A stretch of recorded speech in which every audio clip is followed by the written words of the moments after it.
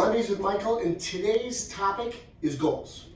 We are 13 days into 2020, so this is really your drop-dead last chance to make sure you have goals set for this year. And we're going to sit and have this conversation with Sean Ciccone.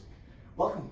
Thank you. Welcome to Mondays with Michael. This is your first time on video with me. Hey, thank you for having me. Great to have you here. You are a team leader, a mega agent, CEO of your own sales team, entrepreneur, father, spouse, all these great things, right?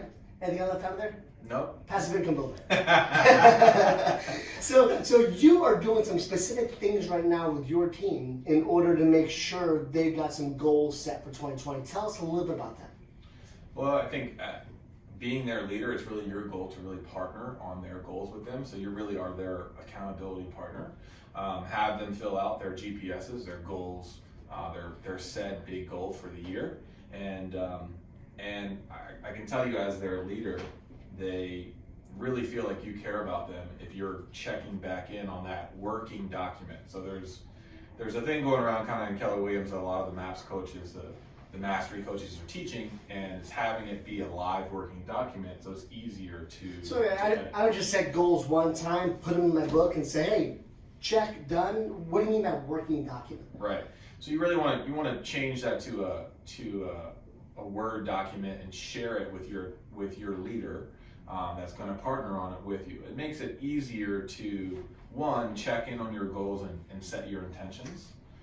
It makes it also easier for you to erase, but know the rule. You must replace. Right. They've used that a little bit in bold and maps and those things. Right now, you've used the term leader a lot. And as a leader, I assume it's a mutual relationship. Do you share your goals with them as well?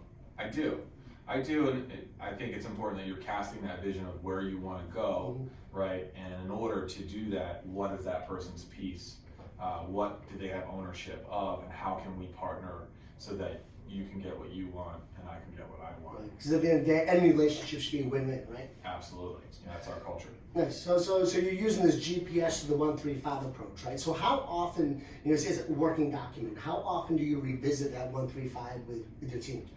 I'm looking at it now every day, every single day, and I struggled with this just like anybody else in the beginning. As really we have all these tools at Keller Williams, and yet if we're not using them at the highest level, we're really missing a huge opportunity to grow our businesses, right? And just writing down your goals and writing it out, you're 80% more likely to achieve your goals by simply bringing intentionality and focus to your goals. Now, we had a brief discussion before. Sometimes people go back and they revisit their goals weekly, monthly, quarterly, or even once a year. Now, you did a pretty interesting analogy before about a sailboat. We should share that with you. Sure. So the reason that you really need to be looking at it every day, every week, every month, and discussing and partnering on it is if you were sailing and you're just saying, hey, I'm going to write out my goals.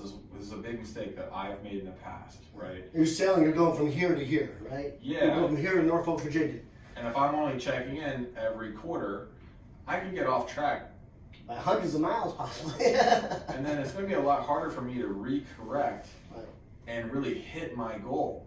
So we often over time, we want to make sure that if we're on top of it, we're looking and we're off in a week and we're falling behind. For example, let's say you had a big goal of 100 listings. I want to take 100 listings. Well, if I'm 2 weeks in and I'm 0 listings, I got to change my actions. If I wait till the end of the first quarter to find out I've only taken 5 listings. I mean, you should have taken 25 listings. Right.